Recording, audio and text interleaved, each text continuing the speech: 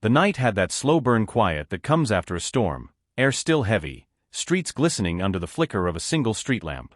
The Iron Angel's garage sat at the edge of town like a fortress of chrome and oil, its bay doors half open, spilling orange light onto cracked pavement. Inside, the air hummed with the low rhythm of engines cooling down and guitars hissing from an old radio. Ridge Callahan wiped grease from his hands and leaned over a half-finished Harley, eyes tracing every bolt like it carried a secret.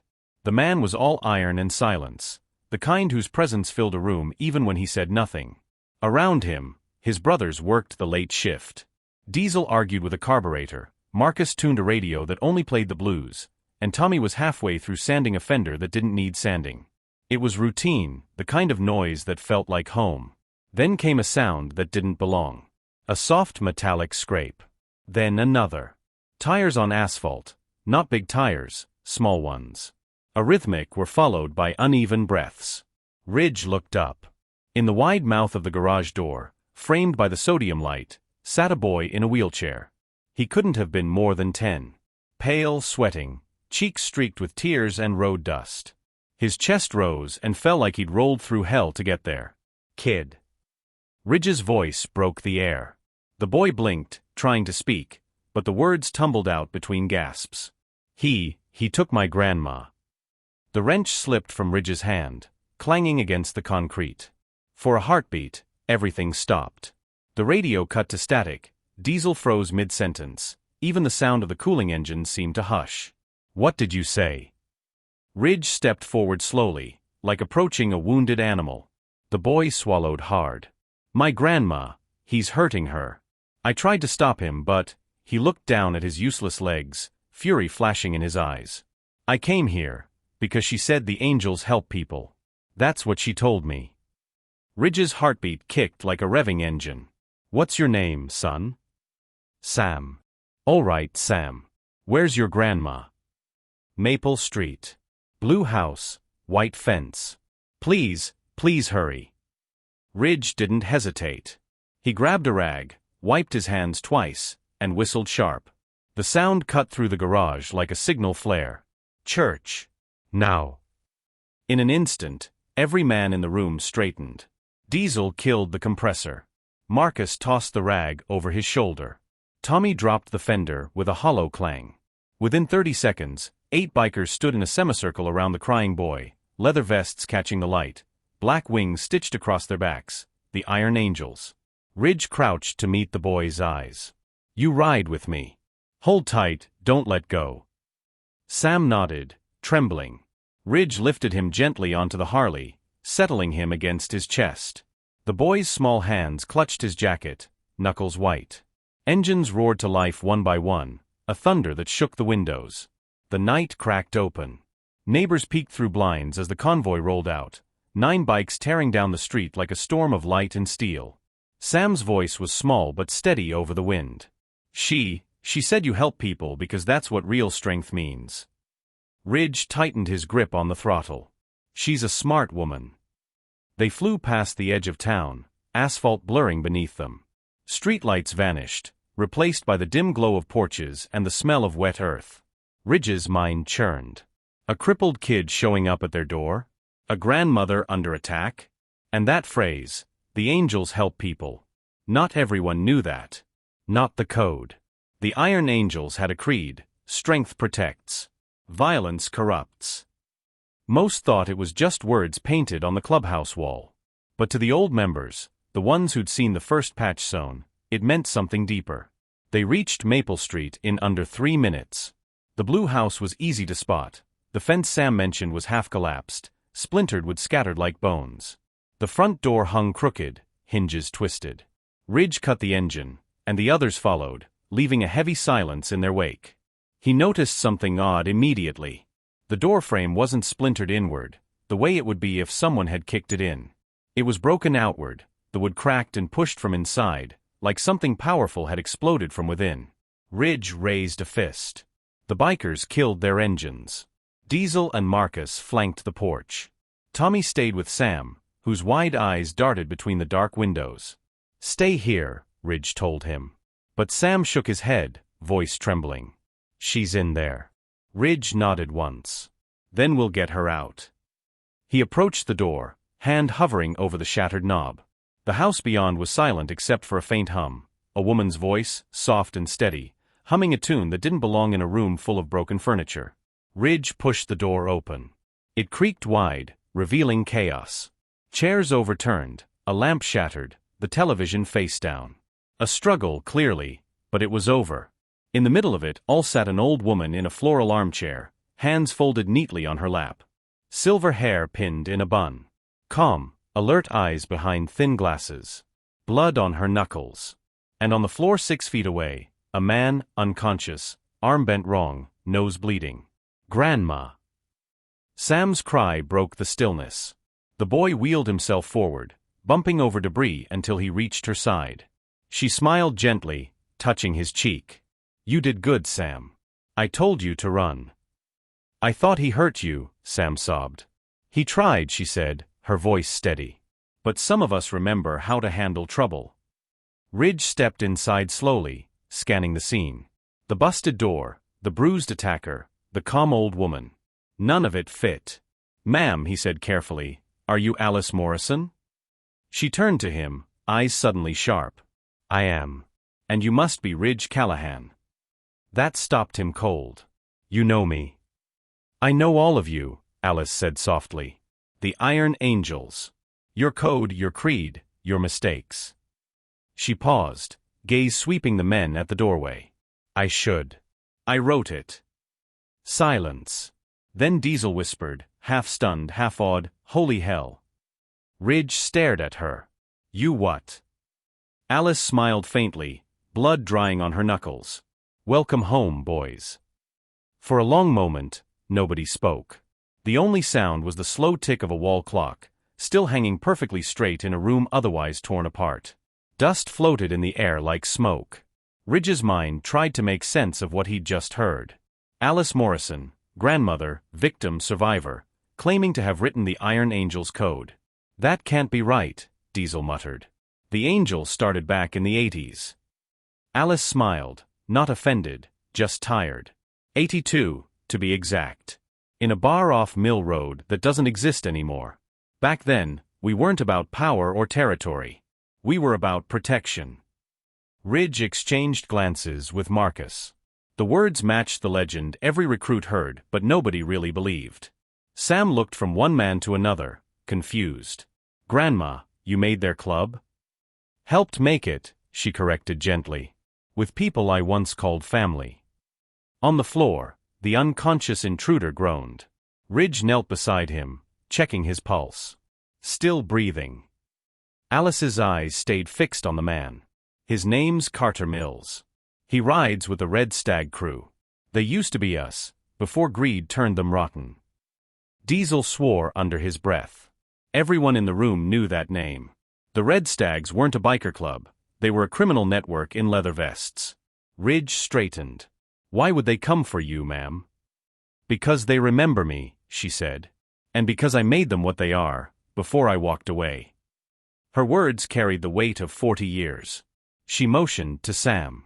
Go pour Grandma a glass of water, sweetheart. Sam hesitated, wheels squeaking. I don't want to leave you. I'm fine, Alice said firmly. These men are friends. Reluctantly, the boy rolled down the short hall toward the kitchen. The moment he was gone, Alice's tone hardened. Their founder, Marcus Brennan, died in prison last month. I was the witness who put him there. The Red Stags want to remind me that the past never really dies. Ridge crossed his arms. So this guy came to scare you? Scare me, hurt me, maybe worse, she replied. But I've had a lifetime of people trying to make me afraid. I learned how not to be. Diesel gave a low whistle, half admiring. You did that to him? With those hands? Alice flexed her bandaged knuckles. Judo works just fine at 71, if you don't forget your footwork. Ridge couldn't help it. A ghost of a smile tugged at the corner of his mouth. But then he caught the faint tremor in her fingers and the dark bruise blooming across her forearm. She wasn't invincible. Just stubborn. Sam returned with the water. Alice sipped calmly while Ridge studied the broken door again. Splinters radiated outward like a starburst. She'd thrown the man through it. Ma'am, Ridge said quietly, I believe you. Good, Alice replied. Because you're going to need to. Ridge frowned. Why's that? Because this wasn't random, she said. The Red Stags won't stop at one message. They'll send more. And they'll come for anyone who stands between me and them. Ridge looked around at his brothers, every one of them already wearing the same expression. A mix of fear, anger, and something fiercer, loyalty. You're under our protection now, he said. 24-hour watch until we figure out their play. Alice's eyebrow lifted. I appreciate it, but I don't need babysitters. Ridge's voice stayed calm but firm. Maybe not. But the boy does. And they'll use him to get to you. That landed. The old woman's resolve flickered, then settled again. Fine. But I have conditions. No one treats me like glass. No one gives orders in my own house without asking. And no guns near my grandson. Ridge nodded. Deal. He turned to Marcus. Call Doc Stevens. Tell him we've got injuries that need patching and a mouth we need conscious. While Marcus stepped outside to make the call, Ridge pulled a chair upright and sat facing Alice. You said you wrote our code. Then tell me something only a founder would know. Her gaze sharpened. What's carved on the back of your clubhouse plaque, under the varnish? Ridge blinked. Nobody's ever scraped that far. Alice smiled faintly. Then you wouldn't know it says, mercy is the bravest kind of strength.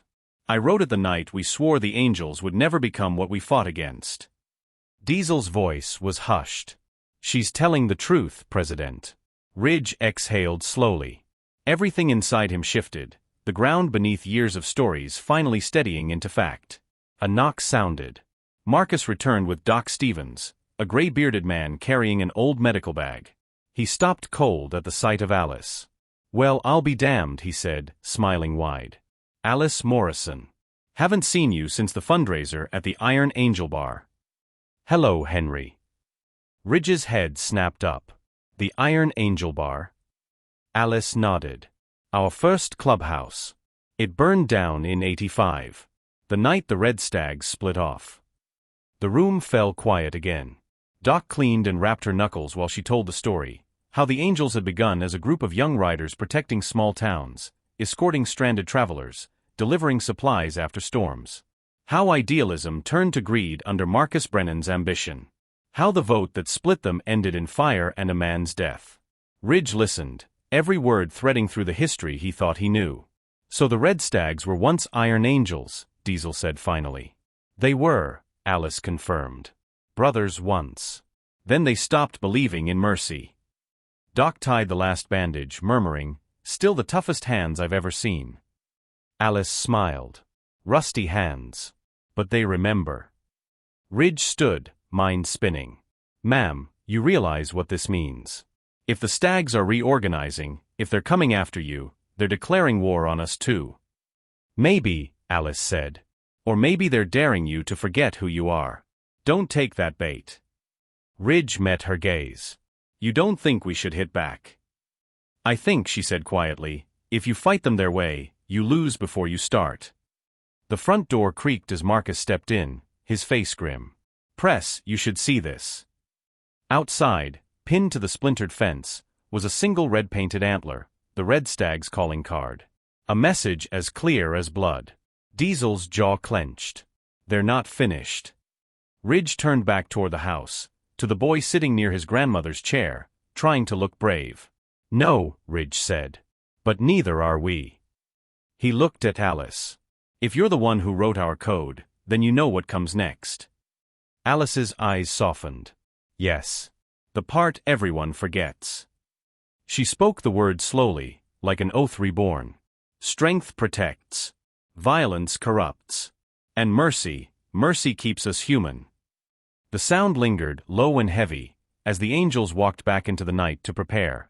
Rain returned before dawn, soft and persistent, washing the dust off the streets but not the unease that hung over Maple Street. The Iron Angels took shifts outside Alice Morrison's home, their bikes lined up like sentinels under streetlight glow. To the neighbors, they were silhouettes of trouble. To Ridge, they were shields. He stood on the porch, a mug of black coffee cooling in his hand, staring at the collapsed fence where the red stag antler still hung. The red paint had run down the wood overnight, streaks like blood tears. Diesel stepped beside him. Police came by an hour ago. Said a stag prospect was found in a motel 2 towns over. Beaten bad. Same guy from the other night. Carter Mills, Ridge muttered. Yeah. Guess the stags didn't like how he failed his message. Diesel scratched his beard. Someone carved the words "loose lips sink ships" on his chest. Ridge's stomach twisted. He'd seen a lot of brutality in his life, but it hit different knowing the boy inside might have been their next target. Inside the house, the faint clink of dishes broke the silence. Alice was making breakfast like it was just another day. Sam sat by the window, his wheelchair parked at an angle so he could see the bikes. Ridge stepped in. "You should rest, ma'am." Alice didn't look up. "Resting's what people do when they've got time to waste. I've been waiting 40 years for this to end." Sam turned his chair toward Ridge. "Did they catch the bad men?" "Not yet, buddy. But they're running scared." Sam's face hardened. "Good. I hope they're afraid." Alice's spoon froze mid-air. "Sam." He flinched. "What?" "They tried to hurt you. And that doesn't give us the right to become like them," she said firmly. Ridge noticed how her voice carried, not loud, but strong enough to fill the room. The kind of strength that didn't need to shout. "I want to learn," Sam said quietly. "How to fight. How to protect people like you." Alice crossed the room and crouched to meet his eyes. "Fighting isn't the same as protecting, sweetheart. I fought because I had to. But protecting." She placed a hand over his heart.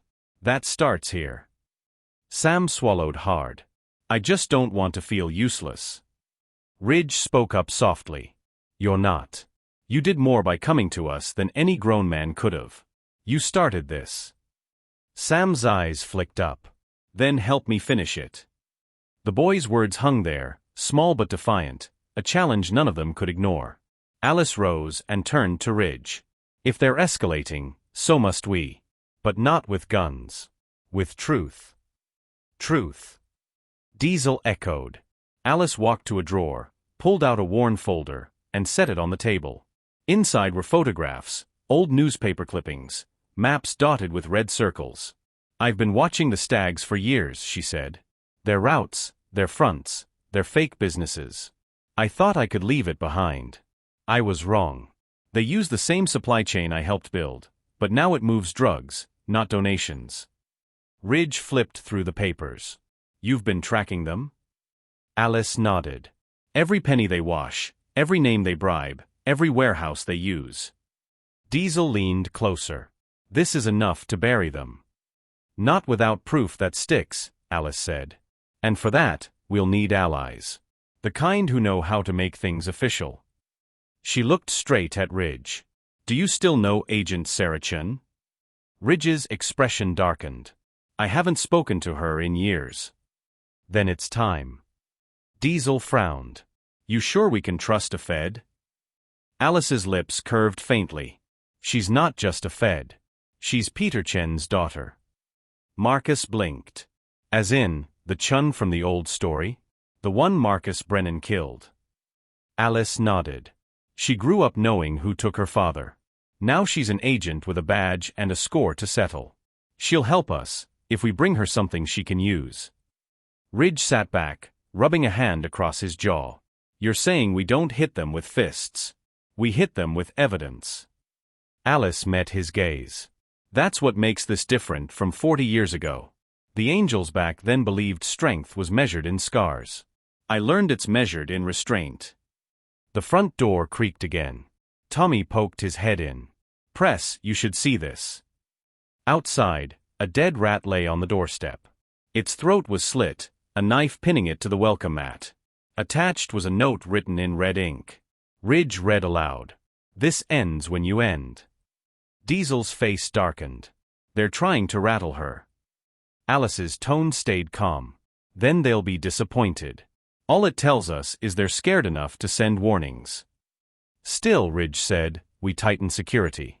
2 men posted day and night." Alice shook her head. "You can't watch me forever.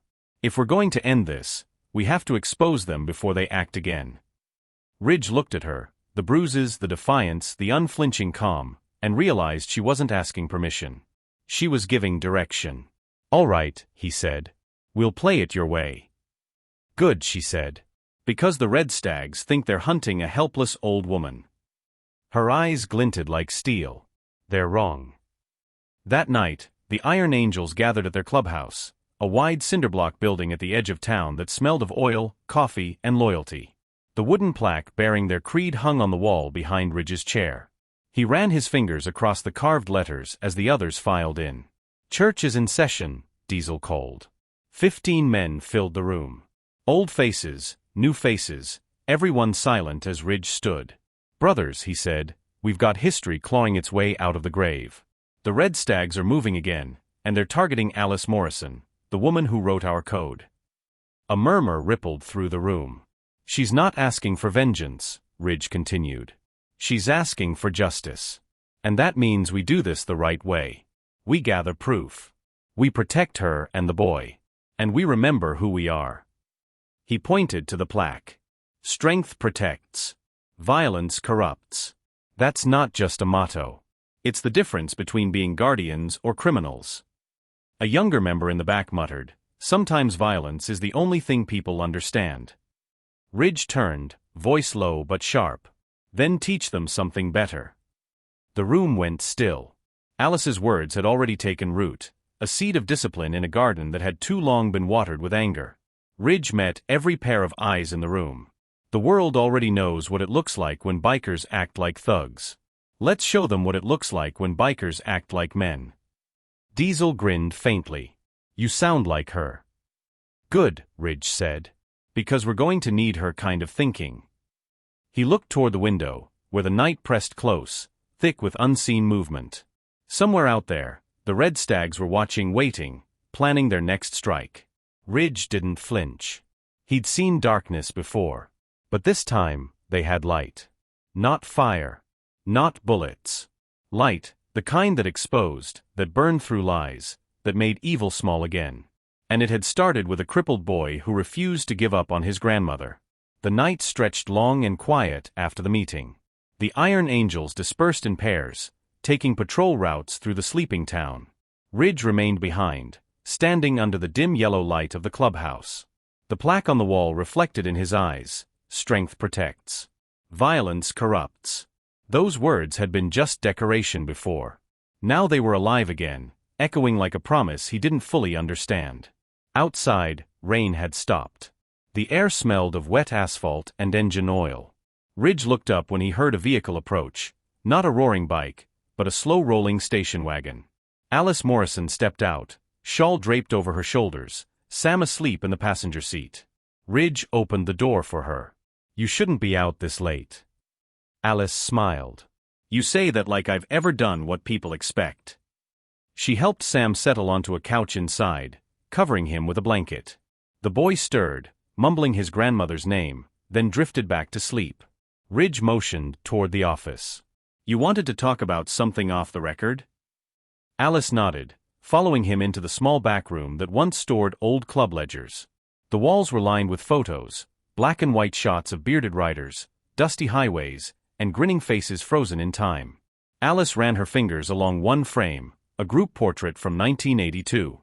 7 men, 1 woman at the center. Younger, sharper eyes, hair tied back with a leather band. Ridge looked from the photo to her face and saw the same outline. "That's you," he whispered.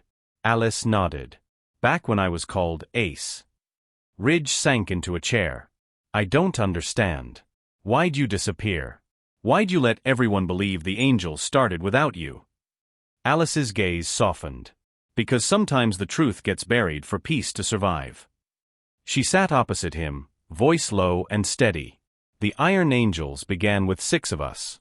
We weren't a gang.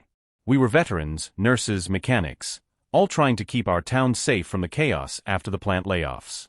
Every night, drunks filled the streets, families went hungry, and the cops looked the other way. So we patrolled. Fixed cars for free.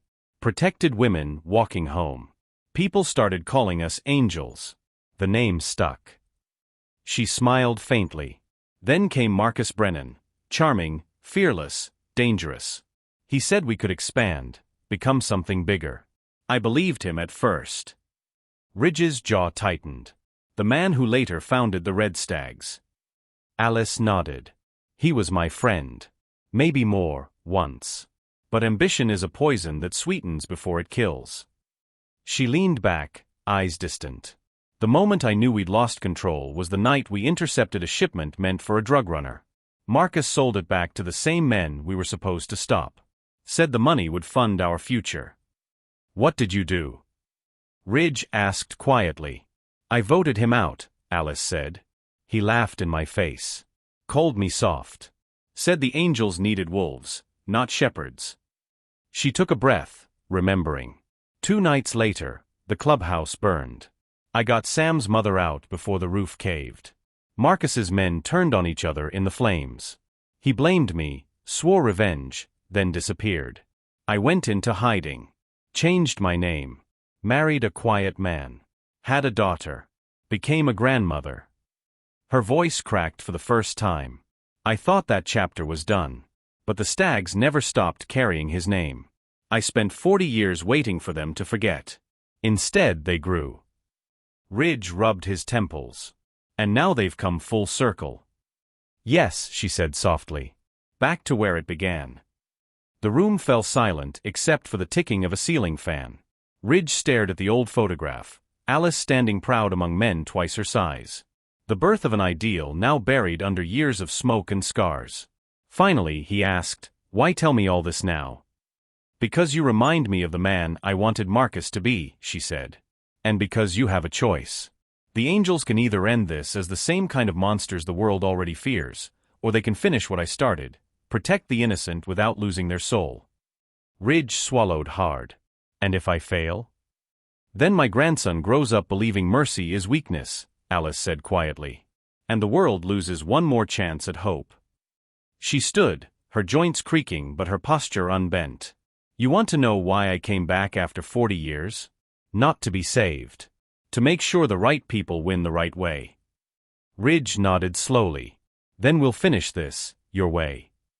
The next morning, Sam woke to the smell of coffee and the sound of laughter in the main hall. He rolled his wheelchair out, blinking against the sunlight flooding through the garage doors. The bikers were there, all of them, fixing engines, checking radios, tuning bikes. For the first time, he saw not rough men but brothers working in harmony. Diesel spotted him and grinned. Morning, speed racer. Sam smiled shyly. Morning. Ridge walked over, handing him a biscuit wrapped in foil. We're heading out soon. Got something to show you. Where? Ridge pointed to the horizon. Back where it started. Half an hour later, the convoy rolled out again. Sam rode in the sidecar beside Ridge, wind tugging at his hair. The landscape shifted from town to open fields, then to a stretch of burned concrete foundations overgrown with weeds. This used to be the first clubhouse, Ridge said quietly. The Iron Angel Bar. Sam stared at the ruins. Charred beams still jutted from the ground like bones. Alice walked slowly between them, fingertips brushing what remained of a wall. We built this with our own hands. We were young, foolish, but good. Ridge crouched, sifting through the ashes. He found a half-melted plaque, the same inscription etched faintly beneath the soot. Mercy is the bravest kind of strength. He handed it to her. Looks like it survived. Alice smiled sadly. Some things do. Sam looked around. Why are we here? Because, Alice said, turning to face him, this is where the angels were born, and where we'll decide what they become next. Ridge's gaze met hers. You have a plan. I do, she said. But it requires all of you. Diesel crossed his arms. You name it. Alice pointed to the distance where the highway curved. The Stags run their supply trucks through there every Tuesday at midnight. I've mapped their routes, times, even the warehouses. We don't need to fight them. We just need to show the world what they're doing. Marcus whistled. You want to trap them on camera. Alice nodded. And send it straight to Agent Chun. Let justice do what fists can't. Ridge grinned faintly. A sting operation, huh? Haven't done one of those since the border case. Alice's eyes glimmered. Then it's time you remembered how. As the sun set behind the ruins, painting the sky gold and crimson, the angels stood together around their original founder and her grandson. It wasn't just a club anymore. It was a promise reborn. For the first time, Ridge understood what Alice had meant. Strength wasn't about power. It was about purpose. And that purpose had a face, a boy in a wheelchair who believed in angels made of iron. The desert outside town had a strange kind of silence at night, a silence that felt alive, like it was listening. The iron angels rode through it in formation, engines rumbling low under the moonlight. The air smelled of sagebrush and gasoline. Miles of cracked highway stretched ahead, glowing silver under the stars. Ridge led the convoy, Alice riding shotgun in a black SUV behind him, Sam beside her, eyes wide as he watched the bikes glide through the dark like armored spirits. In the distance, headlights shimmered, faint, steady, moving along a known route. "That's them," Alice said softly. Sam craned his neck. "The bad guys." Alice's eyes stayed fixed on the road. "Not bad. Just lost." Ridge's voice crackled over the radio. "Positions. Keep low beams. No hero moves until my call." Diesel's laugh came through static. "Copy that, Captain Mercy." Alice smirked faintly at the nickname. Ridge hadn't even realized the title had stuck since the meeting. The Iron Angel split into two groups, half circling east through the dry riverbed, the rest forming a staggered line along the service road. Their headlights vanished one by one, leaving the desert bathed in stillness. From their perch atop a ridge, Ridge could see everything: the stag convoy, 2 semi-trucks, 3 SUVs, and a pair of outriders. No escort cops, no lights, just the hum of engines slicing through the quiet. "Truck 1, you see the tag?" Ridge whispered. Diesel zoomed in through the binoculars. "Yeah. Warehouse shipment from St. Valley. That's the cover Alice mentioned. Should be coffee beans, but those boxes look too small for grounds." Alice's voice came through the earpiece. "Because they're packed with synthetic fentanyl." Ridge frowned. "You sure about that?" "Positive," Alice said. "Marcus Brennan's old distributor used the same codes." Ridge took a breath. "All right, then. Eyes sharp. We're not here to stop them. We're here to show them." He nodded to Marcus, who was crouched beside a metal case. The younger biker flipped it open. Inside, a compact drone with twin red cameras. "You sure this thing'll catch what we need?" Ridge asked. "Crystal clear, boss. 4K, night vision, live feed straight to Chen's encrypted server." "Then light it up." The drone lifted into the night like a silent moth, its blades whispering against the wind. From Alice's laptop screen, the convoy appeared in green and black, outlines of men unloading boxes at an unmarked warehouse, one of them checking the goods with a flashlight. Alice adjusted the feed. "Get closer on the tattoos." The drone tilted. The red stag emblem came into focus, a red antler with a serpent's eye in the middle, identical to the one pinned to Alice's fence. "There," Alice said. "That's proof." Suddenly, the feed glitched, static and streaks of white. Marcus cursed. "They've got signal jammers." Ridge's stomach dropped. "We've been spotted." A flash of light erupted below. One of the SUVs turned sharply toward the ridge, headlights flaring. The roar of an engine followed, and then gunfire split the silence. Bullets whined across the sand, hitting rock. Ridge shouted, "Move." The Angels scattered for cover as a second SUV barreled toward them, dust kicking up in waves. Ridge drew his pistol, but kept it lowered. He wasn't going to break the code, not unless they fired first. Diesel dove behind a dune, yelling over the comms. "They're not unloading anymore, they're chasing us." Alice slammed the SUV door open. "Ridge. Full back. They're trying to destroy the footage." Ridge ran toward her vehicle, boots pounding the dirt. "We've got to keep the feed alive." Sam's terrified face glowed in the blue laptop light. "Grandma, what do we do?" Alice's voice was calm but sharp. "We finish what we started. Ridge, give me 30 seconds." She pulled the laptop closer, typing rapidly, eyes darting over the code. "If I can reroute the signal through a backup tower, Chun will still get the file. Another gunshot cracked, this one close. Ridge turned just in time to see a bullet punch through the SUV's rear window. Sam screamed. Glass rained down like shards of stars. Go! Ridge shouted. Everyone out. Diesel roared up on his bike, sliding sideways to block the line of fire. Press. Go! Ridge grabbed the wheelchair, yanking it clear as Alice dove out beside him. The drone feed flickered again, and then the green signal bar blinked solid. Upload complete, Alice gasped. They can't stop it now. Ridge grinned, breath ragged. You did it. Alice nodded. Now let's make sure we live long enough to see what happens next. The Angels fell back toward the old quarry on the edge of town, a maze of rocks and broken concrete where they could disappear. The Red Stags followed but hesitated at the entrance, unsure of the terrain. Ridge parked behind a ledge, peering through the dust. They'll retreat. They can't risk losing cargo or men. Diesel coughed, spitting sand. So we just wait. For now, Ridge said. We let the evidence do the talking. He turned to Alice, who was catching her breath beside Sam's wheelchair. You all right?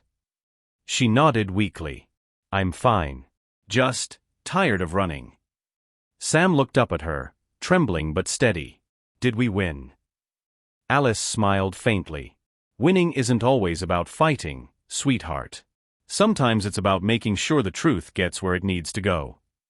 2 hours later, Agent Sarah Chen's voice crackled through Ridge's phone. Callahan, I got the feed. You weren't kidding, this is huge. Ridge exhaled. You can make it stick? Oh, it's sticking, Chen said. DEA's already moving on the Saint Valley warehouse. You and your crew just exposed a national ring. Whatever you're doing out there, keep your heads down, and stay clean. You'll be hearing from me officially soon. Ridge smirked. We'll be waiting. When he hung up, Alice met his eyes. So it's done. For tonight, Ridge said. But the Stags won't take this lying down. Alice looked out over the desert, the horizon slowly paling into dawn. Neither will we. But we'll do it our way. She placed a hand on Sam's shoulder, her voice steady. You see, Sam, real strength isn't just about standing tall. It's about standing firm, even when the world thinks you can't. Sam nodded, tears glinting in his eyes. I understand now. By sunrise, the Angels rode back through town. Slower this time, engines low, no cheers, no talk. They didn't need words. Alice sat in the passenger seat, her grandson beside her, both watching the sky turn gold behind the distant mountains. Diesel pulled up beside Ridge. Press, I don't know about you, but that felt different. Ridge nodded. Yeah. Like we finally remembered who we were supposed to be. They passed the old Iron Angel ruins again, sunlight spilling over the ashes. The melted plaque caught the light, flashing like a beacon. Ridge looked at it and smiled. Mercy is the bravest kind of strength. That night when the news broke, federal agent sees record fentanyl shipment, biker-led sting exposes smuggling ring. Ridge stood outside the garage, the TV glow flickering through the window. Alice joined him quietly. They'll come back, you know. I know, Ridge said. But next time, they'll be facing something stronger than fists. She smiled faintly. Faith. He shook his head, looking toward the garage where Sam was laughing with Diesel. Hope. Alice nodded. That's the hardest thing to kill. The wind shifted, carrying the faint hum of engines down the distant highway, the Red Stags regrouping somewhere far away. Ridge didn't turn to look. He just rested a hand on his vest and whispered the words that started it all. Strength protects. Violence corrupts. Mercy keeps us human. And beside him, Alice closed her eyes, a founder finally at peace, knowing her creed had found a new voice. Morning broke like a sigh across the small town. For the first time in weeks, the Iron Angel's garage was quiet. The engines were still, the tools untouched. A faint smell of motor oil lingered, mixing with the warm scent of pancakes from the kitchen where Alice stood humming softly.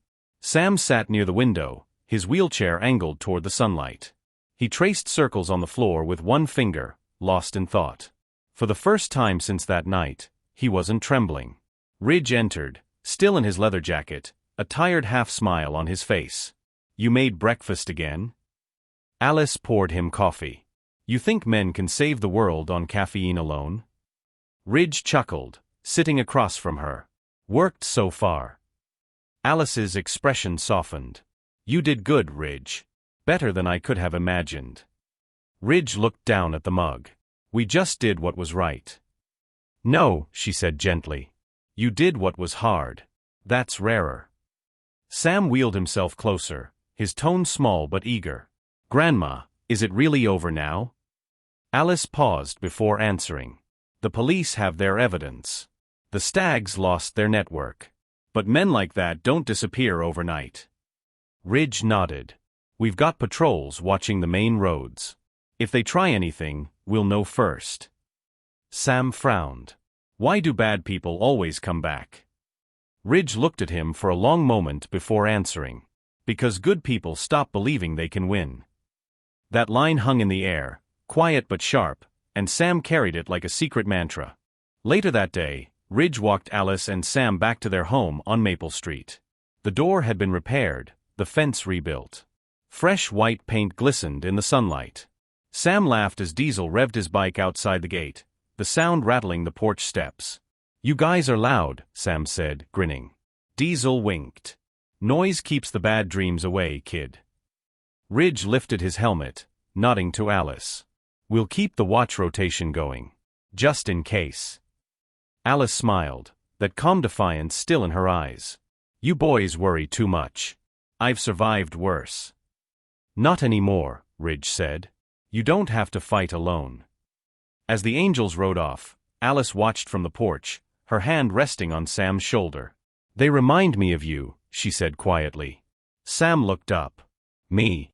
You never quit, even when you're scared. That's what makes you brave." But peace is a fragile thing. And that night, it shattered again. Rain began to fall just after midnight. Sam woke to the faint smell of gasoline. His grandmother's voice echoed faintly from the kitchen, calm, cautious. Then, a crash. He froze. Through the darkness, a shadow moved past his window, large, fast, deliberate. Then another.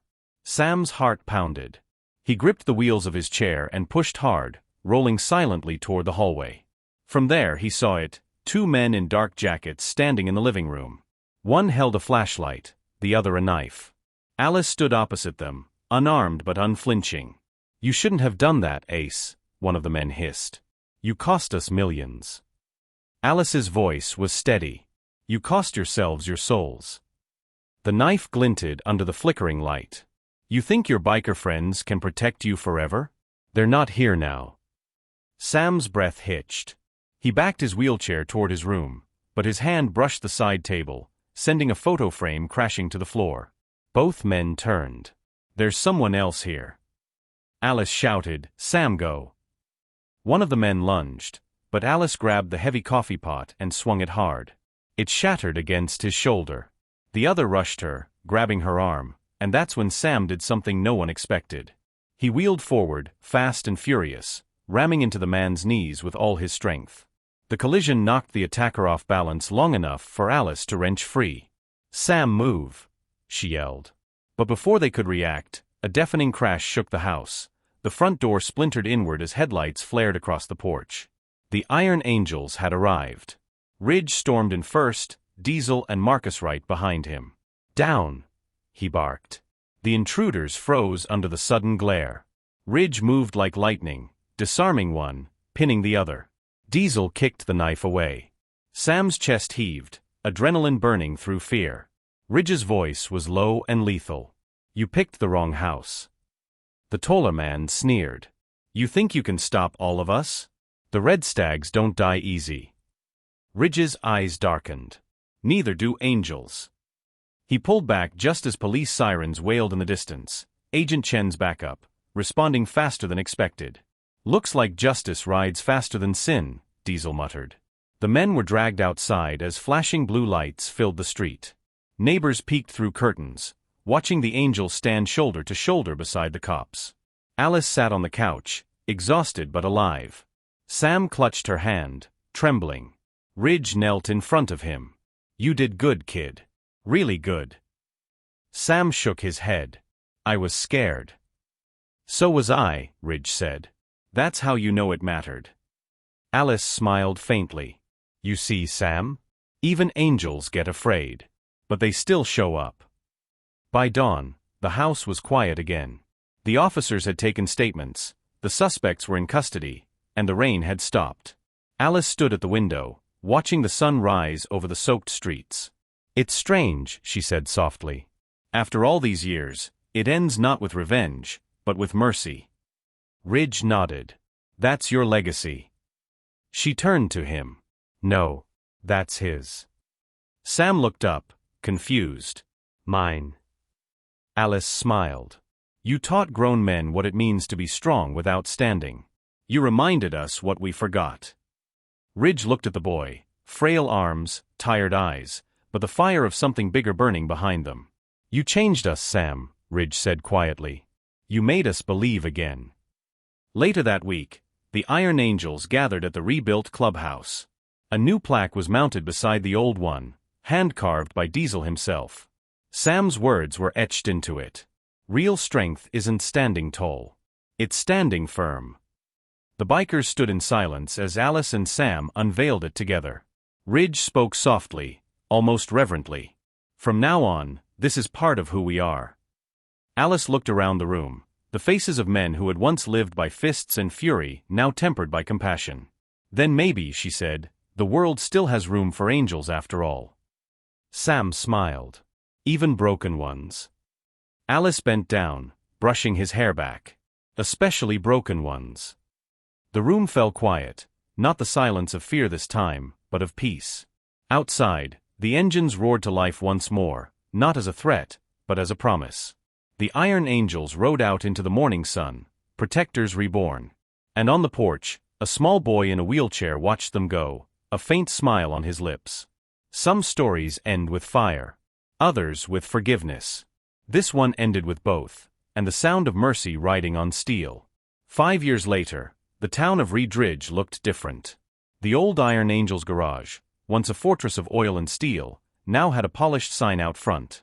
The Iron Foundation, Community Outreach and Veterans Aid. The engines still roared inside, but they weren't fixing bikes anymore. They were repairing wheelchairs, vans, and school buses. The same men who once lived by a code of rebellion were now teachers, mechanics, and mentors. Inside the hall, photographs lined the wall, images of charity drives, town cleanups, and fundraisers. In the center, framed behind glass, was the original Creed plaque. Below it hung another one, smaller and newer. Founded in honor of Alice Morrison, the heart that forged the angels. And beside that, a second inscription.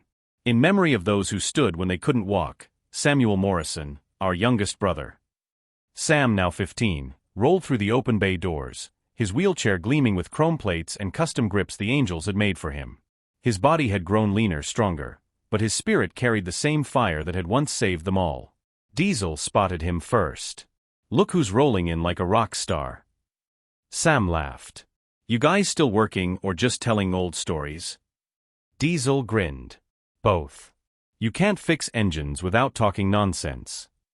From across the room, Ridge walked out of the office. Older now, streaks of gray in his beard, but the same calm command in his eyes. He clasped Sam's shoulder warmly. You ready for today? Sam nodded. Yeah. Grandma said she'd be here soon. Ridge smiled. She wouldn't miss it. The town had gathered in the courtyard outside. Reporters, local families, old bikers, and new recruits filled the space. It was a memorial day for Alice Morrison, 5 years since her passing. Ridge stepped up to the microphone, leather jacket replaced by a simple black shirt. His voice carried the same mix of grit and grace that defined him. When I met Alice Morrison, he began, she wasn't just someone's grandmother. She was a storm that never stopped moving. She founded a brotherhood, and when that brotherhood lost its way, she brought it home again. He looked at Sam, who sat near the front row, eyes bright but wet. She reminded us that mercy isn't weakness. That compassion isn't surrender. She showed us how to be strong the right way. And when darkness came back for her, she faced it, and won. He gestured toward the garage. This place, this foundation, is her legacy. But more than that, it's proof that even the hardest men can learn to heal. The crowd clapped softly. Some of the older bikers bowed their heads. Ridge's voice softened. And none of it would have happened without the boy who reminded us who we were. He turned toward Sam. Samuel Morrison, the bravest Iron Angel of them all. The crowd erupted in applause. Sam looked overwhelmed, cheeks flushing red. When the noise faded, he wheeled himself forward and took Ridge's place at the microphone. His voice was quiet but clear. "I don't really know what to say," he began. "Grandma used to tell me stories about angels with metal wings, people who protected others, not because they had to, but because they could. When I was little, I thought she meant the kind in heaven." He smiled faintly. "Turns out, she meant you." Laughter rippled gently through the crowd. "She said strength isn't about what your body can do, it's about what your heart refuses to give up on." I didn't understand it then. But now I do. Sam paused, his eyes glistening. "My grandma didn't teach me to fight. She taught me to forgive. And every time I see those bikes ride out, I know she's still out there, watching, smiling, reminding you all what you stand for." He took a deep breath. "Thank you for giving her peace. For giving me family." The crowd rose in a standing ovation. Ridge stepped forward, placing a hand on the back of Sam's chair, pride shining in his eyes. That evening, after the ceremony, the sun dipped low behind the mountains, painting the sky in deep gold and copper. The angels gathered at their usual spot, the overlook above town where the road curved toward the desert. A line of motorcycles stood gleaming in the sunset. In the center, a white urn sat on a stone pedestal, Alice's ashes. Diesel broke the silence first. "Feels strange without her voice cutting through our arguments." Ridge smiled. "She's still yelling at us somewhere." Sam rolled forward, holding a small silver pendant that once belonged to Alice, the first Iron Angel's insignia, worn thin with time. He set it beside the urn. "She said angels don't need wings to fly," he whispered. "They just need purpose." The wind stirred, carrying dust and sunlight over the ridge. For a moment, Ridge swore he could hear her voice, calm, steady, proud. "Strength protects. Violence corrupts. Mercy keeps us human." He closed his eyes and repeated the words softly, like a prayer. Night fell, and the town below glowed in soft amber lights. The Iron Angel stood in silence for a while, watching headlights move across the distant highway. Ridge finally spoke. "You know, if someone told me 10 years ago that a boy in a wheelchair and a 70-year-old woman would save this club, I'd have laughed." Diesel chuckled. "We'd all have laughed." Sam smiled. "Guess angels come in different sizes." Ridge grinned. "Guess they do." He looked out at the horizon, the same desert road where the old wars had been fought, now just a line of peace stretching endlessly forward. "Let's ride," he said quietly. Engines rumbled to life, their thunder rolling across the valley. Sam watched them disappear into the night, the sound fading into a hum that felt more like music than machinery. He whispered into the wind, "Goodbye, Grandma. I'll keep them safe." And somewhere deep inside that endless stretch of highway, it felt like she answered back, a whisper of pride carried on the breeze. "Mercy is the bravest kind of strength." Years later, the Iron Foundation expanded beyond Reed Ridge. Veteran shelters, youth programs, and crisis response teams all bore the same logo, two steel wings crossed over a heart. Every project, every rescue, every rebuilt life traced back to one boy's plea and one woman's courage. And whenever someone asked Ridge how it all began, he always said the same thing. "It started the night a crippled boy rolled into our garage and cried, 'He took my grandma.' We thought we were rescuing them. Turns out, they rescued us." If this story touched your heart, take a moment to let us know where you're watching from. Share this video to remind someone that strength doesn't always roar, sometimes it rolls in on wheels. And remember, the light you carry might be the only one someone else can see. Thank you for watching Sir Majesty's Stories. And don't forget, new stories drop every week. Because every act of mercy leaves a legacy.